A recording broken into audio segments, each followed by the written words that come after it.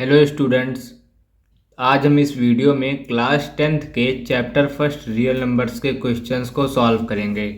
जो Euclid division lemma है वो इस बार 2025 के बोर्ड एग्ज़ाम से डिलीट है, तो इसलिए हम एक्सरसाइज 1.2 से स्टार्ट करते हैं। तो चलिए एक्सरसाइज 1.2 के क्वेश्चंस को सॉल्व करते हैं।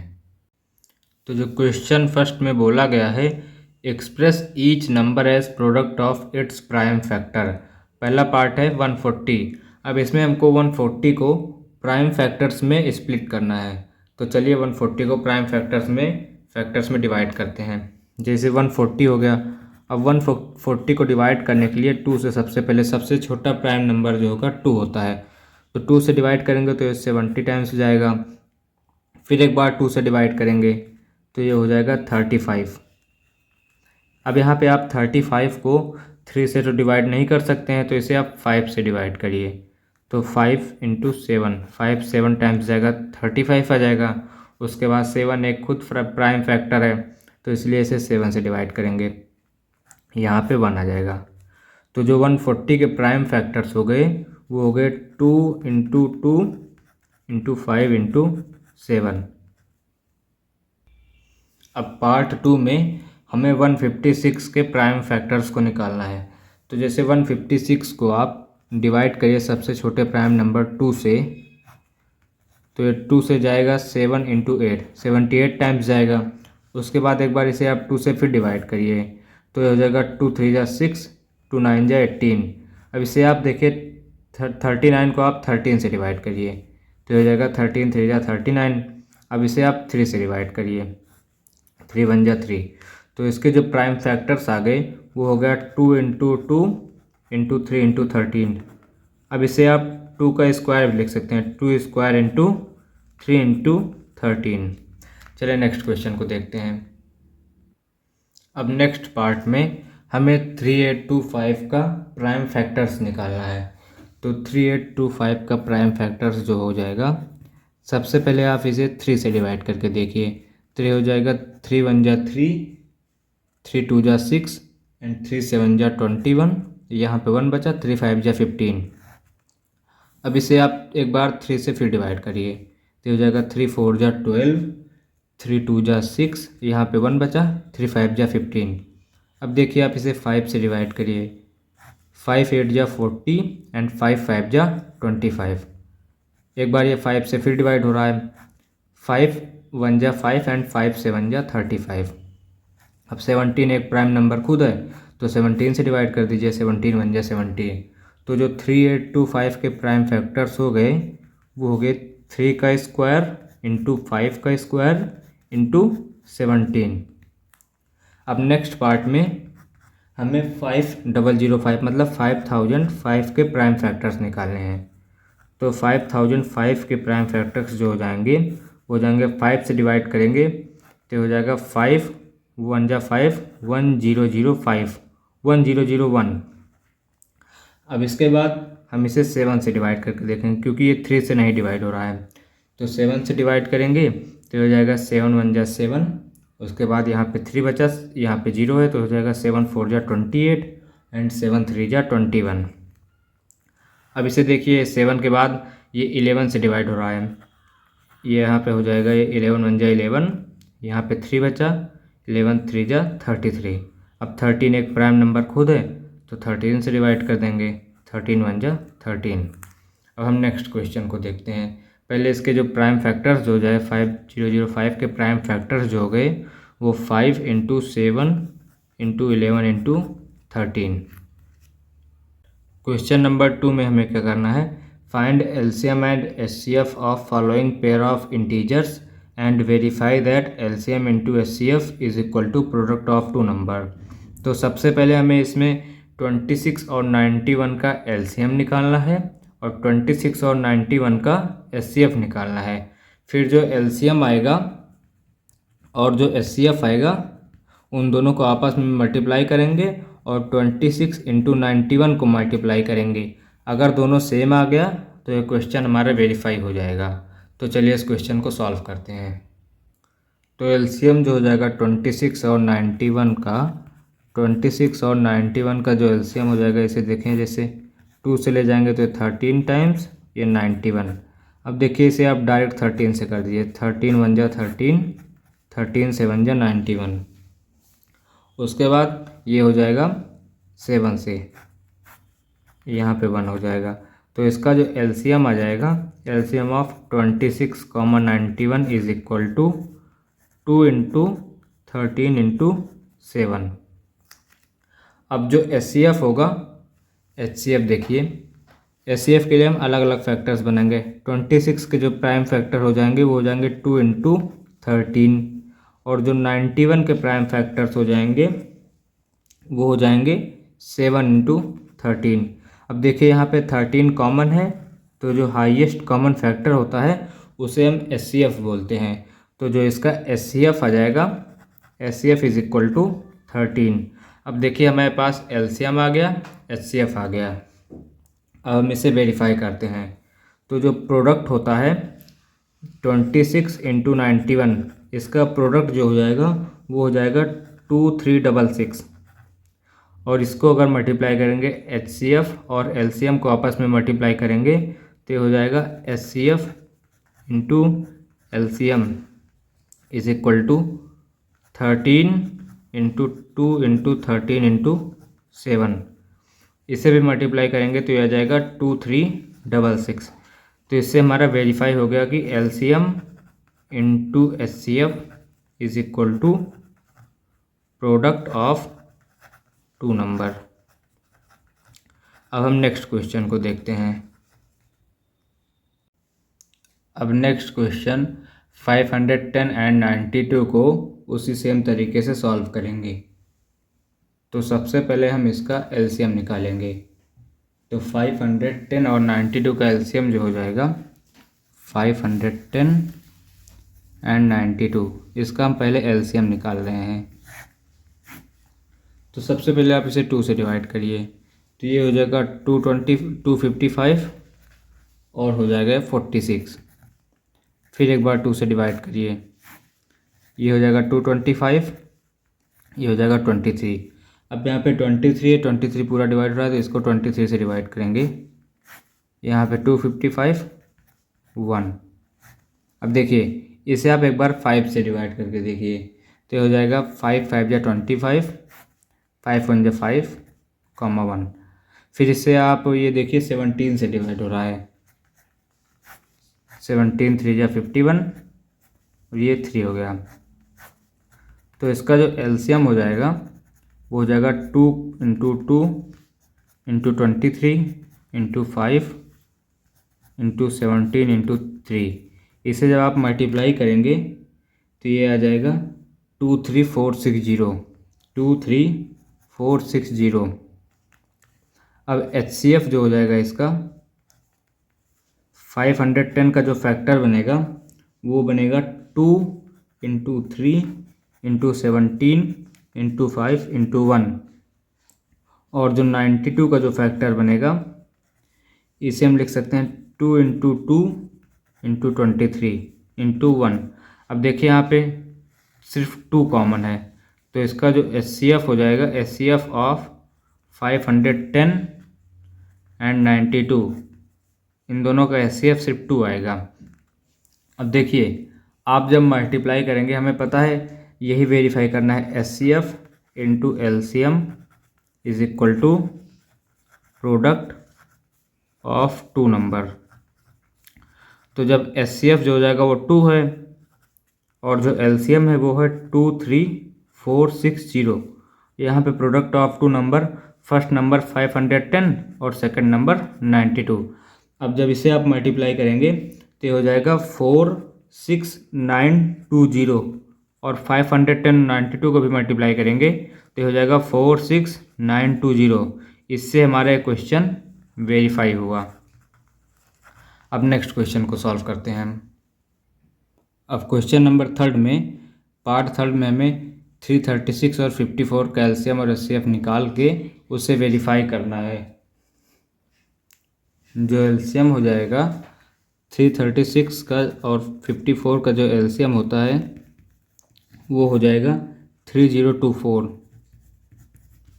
अब HCF जो हो जाएगा 336 और 54 का। यहाँ पे देखिए 336 के जो फैक्टर बनेंगे वो बनेंगे 2 into 2 into 2 into 2 to 7 into 3, और जो 54 के फैक्टर बनेंगे वो हो जाएगा 2 इंटू 3 क्यूब। अब देखिए यहाँ पे एक बार सिर्फ 2 कॉमन मिला है और एक बार यहाँ से 3 और यहाँ पे 3, एक बार सिंगल टाइम्स में कॉमन मिला है, तो HCF जो हो जाएगा वो हो जाएगा 2 इंटू 3, तो HCF 6 आ गया। अब हमें पता है HCF into LCM is equal to product of two number. देखिए HCF जो हो गया हमारा 6 हो गया और जो LCM हो जाए 3024 हो गया, इज इक्वल टू जो प्रोडक्ट है first number 336 and second number 54। अब जब आप इन दोनों को मल्टीप्लाई करेंगे तो ये हो जाएगा 18,144 और ये भी हो जाएगा 18,144। तो इससे हमारा ये वाला पार्ट भी वेरीफाई हुआ। अब हम क्वेश्चन नंबर 3 को सॉल्व करते हैं। अब हमें क्वेश्चन नंबर 3 में HCF और LCM निकालना है बाय प्राइम फैक्टराइजेशन मेथड। तो पहले पार्ट में 12, 15 और 21 का HCF और LCM निकालना है। तो सबसे पहले आप इसे प्राइम फैक्टर में तोड़ लीजिए। तो 12 के जो प्राइम फैक्टर्स होंगे वो हो जाएगा 2 इंटू 2 इंटू 3। 15 के जो प्राइम फैक्टर्स होंगे वो हो जाएगा 5 इंटू 3, और जो 21 के प्राइम फैक्टर्स हो जाएंगे वो हो जाएंगे 7 इंटू 3। अब देखिए HCF वो होता है जो तीनों में कॉमन हो। देखिए 3 3 3, तो यहाँ पे सिर्फ 3 कॉमन है, तो इसका जो HCF आ जाएगा वो 3 आ जाएगा। और जो LCM होता है इन तीनों में हम देखेंगे जो सबसे पहले कॉमन होता है, तो कॉमन सिर्फ 3 है, तो हम 3 एक बार लिख लेंगे और उसके बाद जो बच जाता है, जैसे 2 स्क्वायर बच गया और 5 बच गया और 7 बच गया, उसे हम एज इट इज़ राइट कर लेते हैं। 2 स्क्वायर 5 इंटू 7, तो इसका HCF जो हो जाएगा वो हो जाएगा 420। अब नेक्स्ट पार्ट में हम देखते हैं। अब नेक्स्ट पार्ट में हमें 17, 23 और 29 का HCF और LCM निकालना है बाय प्राइम फैक्टराइजेशन मेथड। तो इसमें देखिए पहले फैक्टर्स इसके बनाइए। 17 के जो फैक्टर्स होंगे प्राइम फैक्टर वो हो जाएंगे 17 इंटू 1। जो 23 के होंगे वो हो जाएंगे 23 इंटू 1, और 29 के हो गए 29 इंटू 1। अब देखिए जो HCF होता है वो होता है तीनों में जो कॉमन रहेगा, तो सिर्फ 1 कॉमन है, और जो LCM होता है वो होता है जो कॉमन रहता है उसे एक बार लिख लेते हैं और जो बच गए टर्म उसे लिख लेते हैं 17, 23 एंड 29। तो इसका जो HCF हो जाएगा 1 हो गया, और LCM जो हो जाएगा इसे आप मल्टीप्लाई करेंगे तो ये हो जाएगा 11,339। अब नेक्स्ट पार्ट में हमें 8, 9 एंड 29 का 8, 9 एंड 25 का HCF LCM निकालना है बाय प्राइम फैक्टराइजेशन मेथड। तो जो 8 के फैक्टर हो जाएंगे वो हो जाएंगे 2 इंटू 2 इंटू 2, और जो 9 के फैक्टर हो जाएंगे 3 इंटू 3, और जो 5 के फैक्टर्स हो जाएंगे 25 के वो हो जाएंगे 5 इंटू 5। अब HCF में देखिए तो सिर्फ 1 कॉमन है, तो इसका HCF 1 आ जाएगा। और जो LCM हो गया देखिए सिर्फ 1 कॉमन है इन तीनों में, और बाकी बचे हुए term 2 cube 3 square and 5 square. अब इसका जो LCM हो जाएगा इसे आप मल्टीप्लाई करेंगे तो हो जाएगा 1800। इसका HCF आ गया, हमें LCM आ गया। अब क्वेश्चन नंबर 4 को सॉल्व करते हैं। क्वेश्चन नंबर 4 में दिया गया है, क्वेश्चन 4 में दिया गया है कि जो HCF है, HCF of 306 and 657 is equal to 9। इन दोनों का HCF 9 दिया गया है और हमें LCM निकालना है 306 इंटू 657। इन दोनों का हमें LCM निकालना है। हमें पता है HCF इंटू LCM जो होता है वो होता है प्रोडक्ट ऑफ टू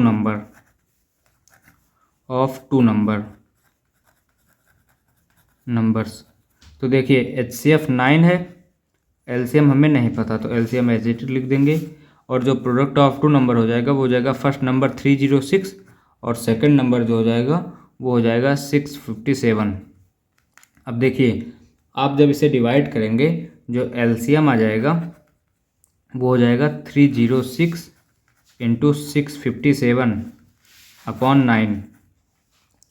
अब आप इसे जब सॉल्व करेंगे तो LCM जो हो जाएगा इसका आ जाएगा 22,338। अब क्वेश्चन नंबर 5 में देखते हैं हमें क्या करना है। अब क्वेश्चन नंबर 5 में हमसे क्या पूछा गया है, check whether 6 to the power n and with digit 0 for any natural number n। मतलब हमें 6 टू द पावर n को चेक करना है कि वो 0 पर ख़त्म होगा या नहीं होगा। तो देखिए अगर कोई नंबर 0 पे ख़त्म हो रहा है तो 5 से डिविजिबल होगा, मतलब वो 5 से डिविजिबल होगा। तो अगर कोई नंबर 0 पे ख़त्म हो रहा है उसका मतलब वो 5 से डिविजिबल होगा या उसका यूनिट प्लेस 0 होगा या 5 होगा। तो इसे आप राइट कैसे करेंगे, यहाँ पे आप देखिए, तो इसे हम राइट कर सकते हैं, if number 6 to the power n and with digit 0 then it should be divisible by 5 as we know any number with unit place as 0 और 5 इज डिविजिबल बाई 5। जो n होगा वो नेचुरल नंबर होता है। तो देखिए इसका जो प्राइम फैक्टराइजेशन होगा, प्राइम फैक्टराइजेशन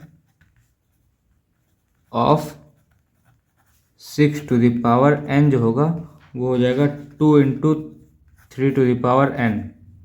अब देखिए या इस प्राइम फैक्टराइजेशन में कहीं भी आपको 5 नहीं दिखाई पड़ेगा, तो इससे क्लियर हो गया कि जो 6 टू द पावर n है वो 0 पे ख़त्म नहीं होगा for any natural number n। तो इसे हम राइट कैसे करेंगे, अब इसे हम राइट कर सकते हैं, hence it is clear that for any natural number 6 to the power n it is not divisible by 5 and thus it prove that 6 to the power n can not end with digit 0 for any natural number n।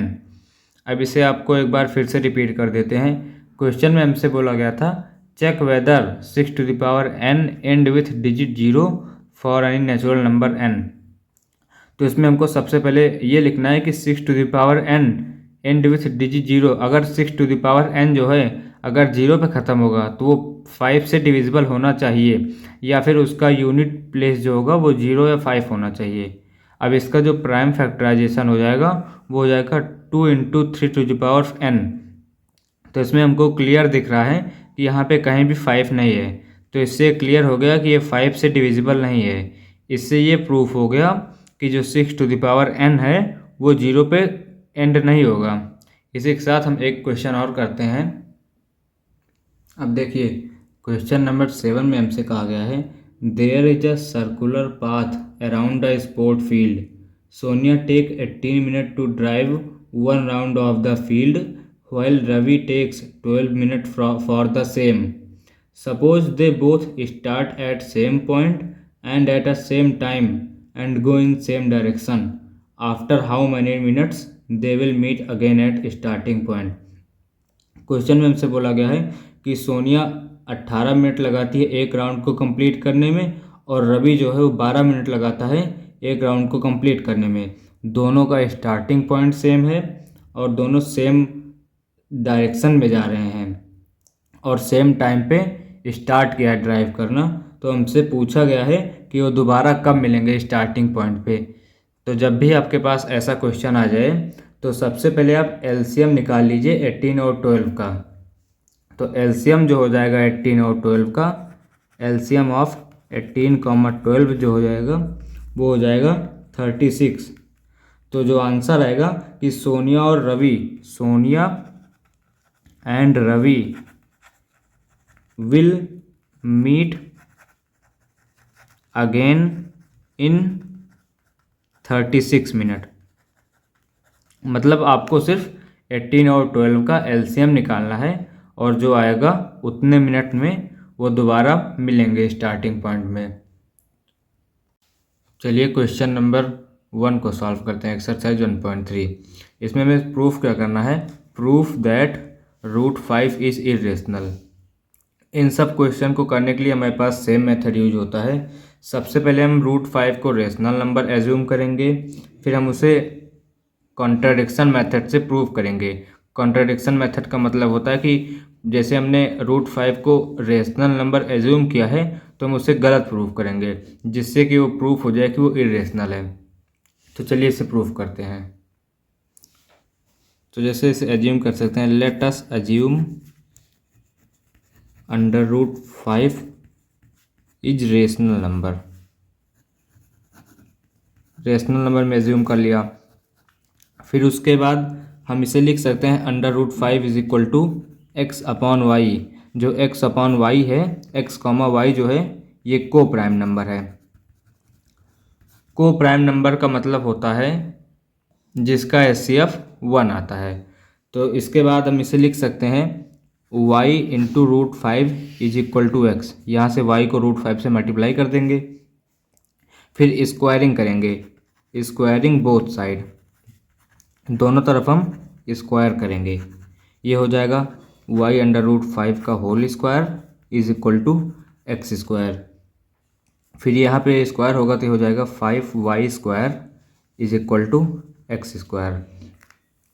अब यहाँ से हम देख सकते हैं कि जो ये y² is equal to x square upon 5। अब देखिए जो ये एक्स स्क्वायर है ये डिवाइड हो रहा है 5 से।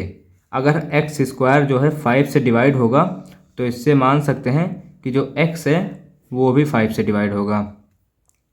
तो इसे हम एज्यूम कर सकते हैं let x is equal to 5k, जिसमें से k कोई मान लीजिए कोई भी वैल्यू हो गई, for some value of k।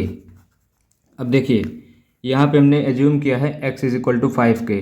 अब एक्स स्क्वायर की वैल्यू आप यहाँ पे रखिए या x की वैल्यू इसमें रखिए, तो हो जाएगा 5y² is equal to 5k का होल स्क्वायर। अब इसमें आ जाएगा ये 5y² is equal to 25k²। 5 से यहाँ पे कट जाएगा 25, यहाँ पे 5 बचेगा, y² is equal to 5k²। अब देखिए यहाँ पे देखिए y² जो है ये 5 से भी डिवाइड हो रहा है, ये हो जाएगा y² अपॉन 5। अब इससे देखिए अगर y² जो है ये 5 से अगर डिवाइड हो रहा है तो इसका मतलब y भी 5 से डिवाइड होगा। तो देखिए अगर हम इक्वेशन 1 इसे मान लें, यहाँ पे अगर इक्वेशन 1 मानते हैं, यहाँ पे इक्वेशन 2 मानते हैं, तो देखिए x जो है 5 से डिवाइड हो रहा है, y भी 5 से डिवाइड हो रहा है। इसका मतलब इसका जो HCF आएगा वो 1 नहीं आएगा, इसका HCF 5 आएगा। इससे हमारा एक कॉन्ट्रडिक्स कर रहा है कि x और y हमारा को प्राइम नंबर्स नहीं है, x and y are not coprime. जिससे ये प्रूफ हुआ कि जो कॉन्ट्रडिक्स कर रहा है कि x एंड y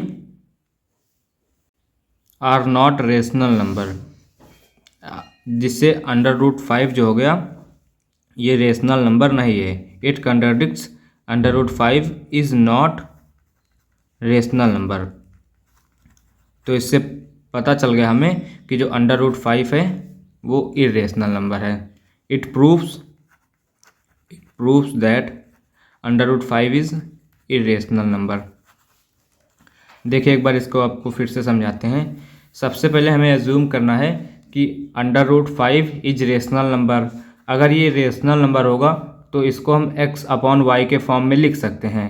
x और y जो हो जाएंगे वो को प्राइम होंगे, जिनके HCF जो होंगे, HCF जो होगा इन दोनों का, HCF of x comma y is equal to 1। अब देखिए इसे हम y को √5 से मल्टीप्लाई करेंगे इज इक्वल टू x। अब स्क्वायरिंग बोथ साइड, यहाँ पे हमने स्क्वायर किया, फिर ये आ गया y² is equal to x² upon 5। देखिए यहाँ से हमें पता चला कि अगर x² अपॉन 5 जो है, देखिए x² अगर 5 से डिवाइड हो रहा है तो x भी 5 से डिवाइड होगा।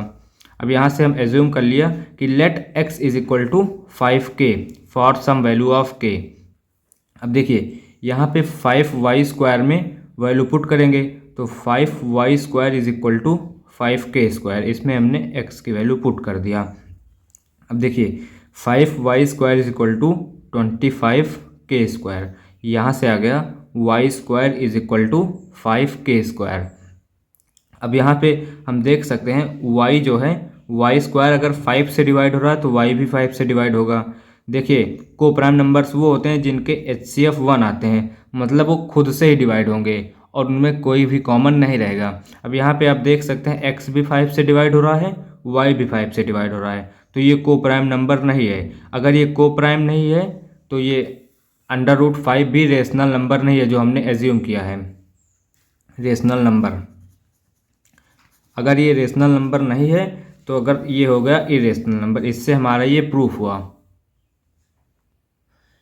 इसमें से एक क्वेश्चन आपके बोर्ड एग्जाम में आना ही आना है। तो चलिए नेक्स्ट क्वेश्चन को सॉल्व करते हैं।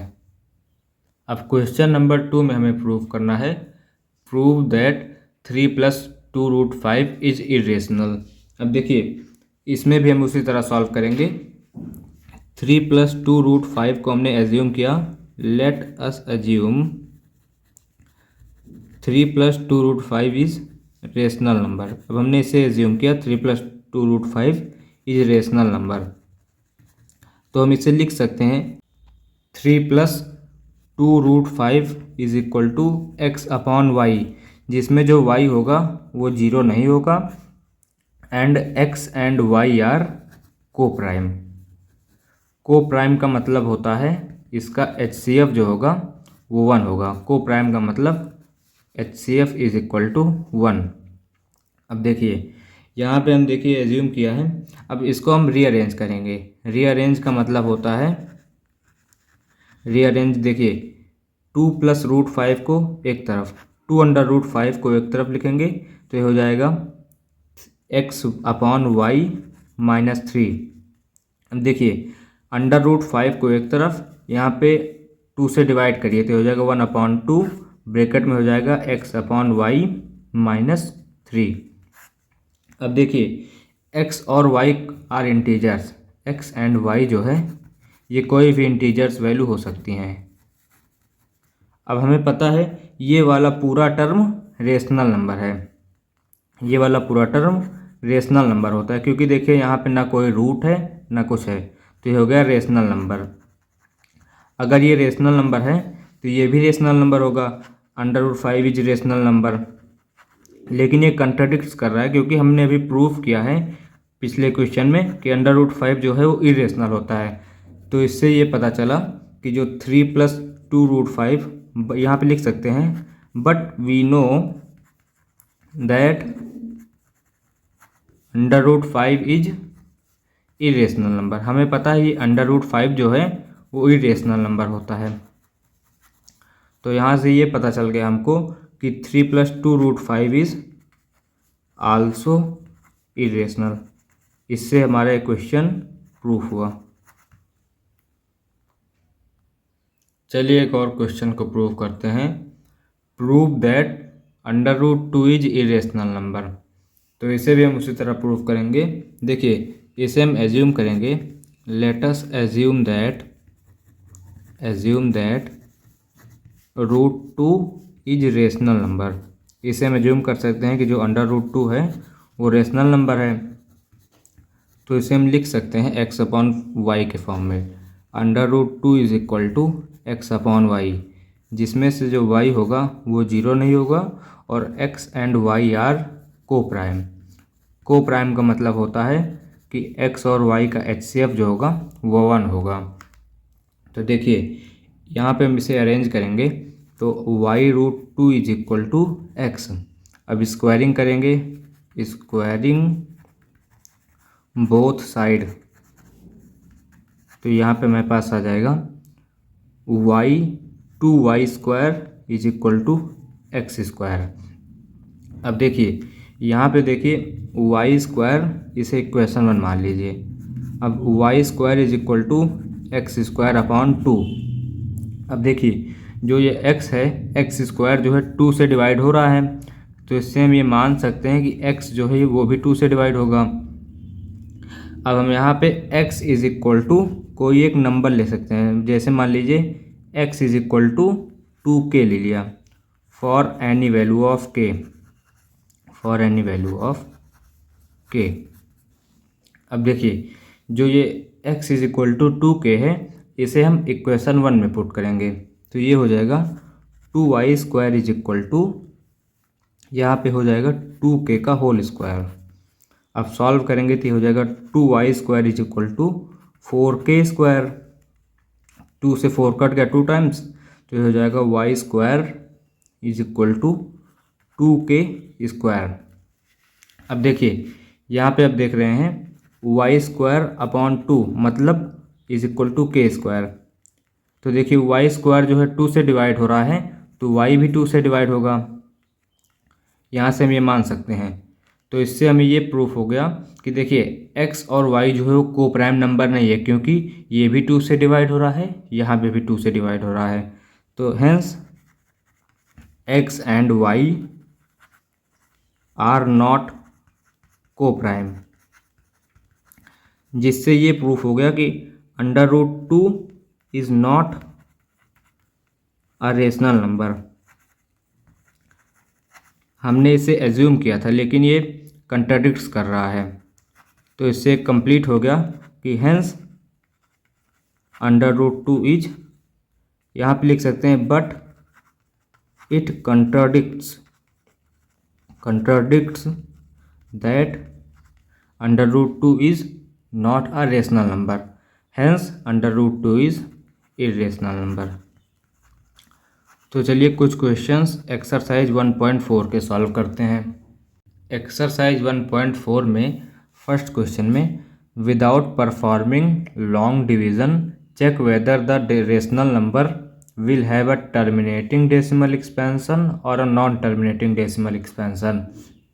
देखिए टर्मिनेटिंग और नॉन टर्मिनेटिंग डेसिमल एक्सपेंशन के लिए एक बात आप याद रखिएगा, जो डिनोमिनेटर होता है, डिनोमिनेटर जो होगा वो अगर 2 और 5 के फॉर्म में ब्रेक हो रहा है या फिर 2m इंटू 5n के फॉर्म में अगर ब्रेक हो रहा है तो वो हो जाएगा टर्मिनेटिंग डेसिमल एक्सपेंशन, ये टर्मिनेटिंग हो जाएगा। और अगर ये other than 2 m into 5n के फॉर्म में ब्रेक होगा तो ये नॉन टर्मिनेटिंग हो जाएगा, नॉन टर्मिनेटिंग डेसिमल एक्सपेंशन। चलिए क्वेश्चन नंबर 1 को सॉल्व करते हैं। यहाँ पे आप ये दोनों बात याद रखिएगा। तो क्वेश्चन नंबर 1 है 13/3125 को हमें टर्मिनेटिंग और नॉन टर्मिनेटिंग चेक करना है। तो सबसे पहले हम डिनोमिनेटर्स के फैक्टर्स को देखेंगे। डिनोमिनेटर जो है इसके जो फैक्टर्स होंगे वो हो जाएंगे 5⁵। देखिए जो 3125 के फैक्टर्स होते हैं वो होते हैं 5⁵। अब देखिए ये 5m के फॉर्म में ब्रेक हुआ है, या फिर देख सकते हैं ये 5m के फॉर्म में ब्रेक हो चुका है, तो इससे हमें ये क्लियर हो गया कि ये एक टर्मिनेटिंग डेसिमल एक्सपेंशन है। अब पार्ट 2 में देखिए यहाँ पे बोला गया है 17/8 को चेक करिए। तो देखिए डिनोमिनेटर जो है 8 है, इसके जो फैक्टर्स हो गए वो हो गए 2 इंटू 2 इंटू 2 मतलब 2⁵।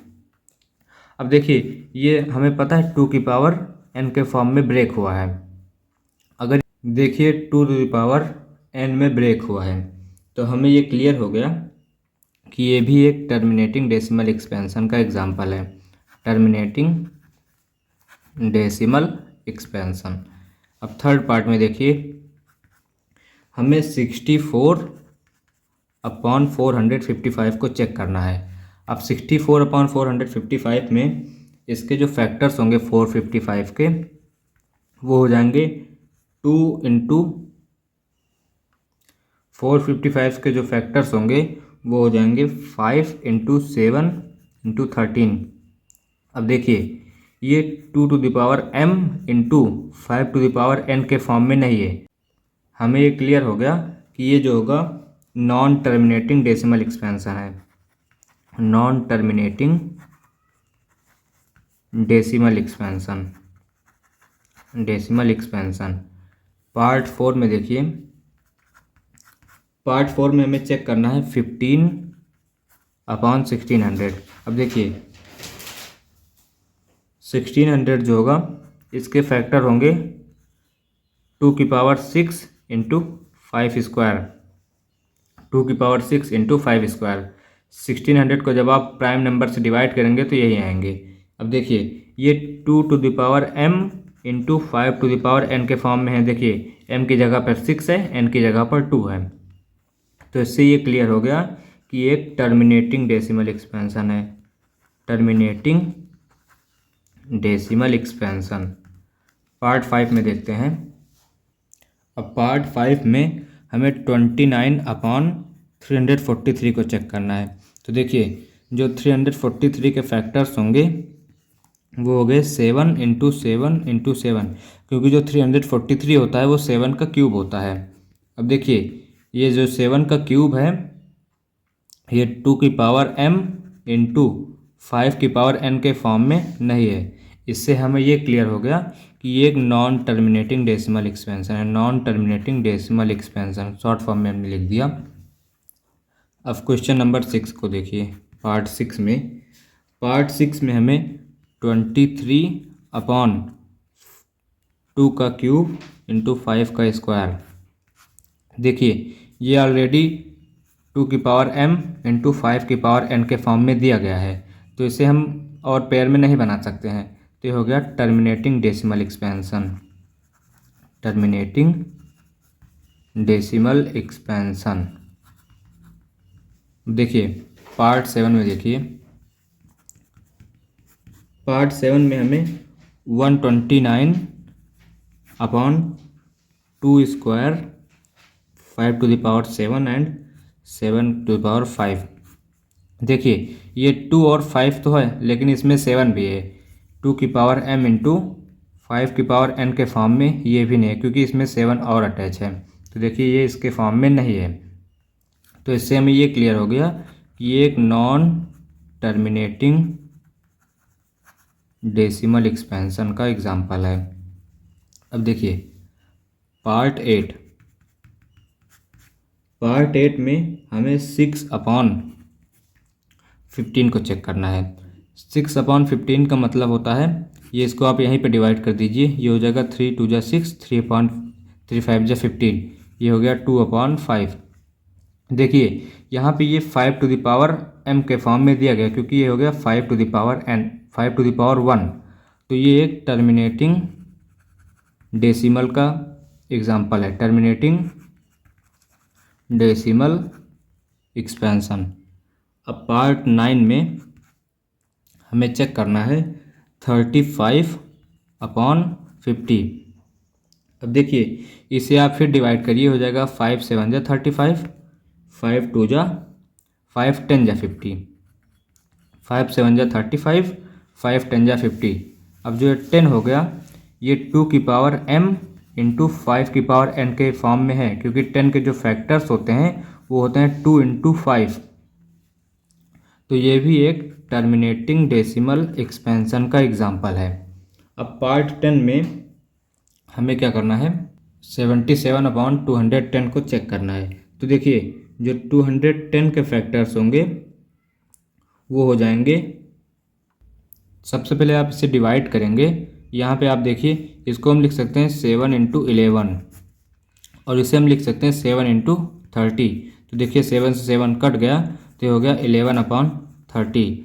अब देखिए जो 30 के होंगे ये हो जाएंगे 2 इंटू 3 इंटू 5, 2 3 जा 6, 6 5 जा 30। तो ये 2 to the power m into 5 to the power n के फॉर्म में नहीं है। इससे हमें ये क्लियर हो गया कि ये एक नॉन टर्मिनेटिंग डेसिमल एक्सपेंशन का एग्जाम्पल है। चलिए क्वेश्चन नंबर 2 को देखते हैं। देखिए क्वेश्चन नंबर 2 में हमें डेसिमल एक्सपेंशन लिखना है। जैसे हमने जो देखा था टर्मिनेटिंग और नॉन टर्मिनेटिंग का, उसका हमें डेसिमल एक्सपेंशन लिखना है। तो पार्ट फर्स्ट में हमें 13/3125 का डेसिमल एक्सपेंशन लिखना है। जब 13 को आप 3125 से डिवाइड करेंगे तो ये टर्मिनेटिंग डेसिमल एक्सपेंशन होगा, जो हो जाएगा 0.00416। अब पार्ट सेकंड में हमें 17/8 का डेसिमल एक्सपेंशन लिखना है। तो जो 17 को अगर आप 8 से डिवाइड करेंगे तो ये टर्मिनेटिंग डेसिमल एक्सपेंशन आ जाएगा, जो हो जाएगा 2.125। अब थर्ड पार्ट में देखिए, थर्ड पार्ट एक नॉन टर्मिनेटिंग डेसिमल एक्सपेंशन का एग्जांपल हो जाएगा, तो उसे हम नहीं लिखेंगे क्योंकि हमें क्वेश्चन में सिर्फ जो टर्मिनेटिंग डेसिमल एक्सपेंशन है उसे ही लिखना है। तो फोर्थ क्वेश्चन में देखिए, इसमें फोर्थ पार्ट देखिए 15/1600।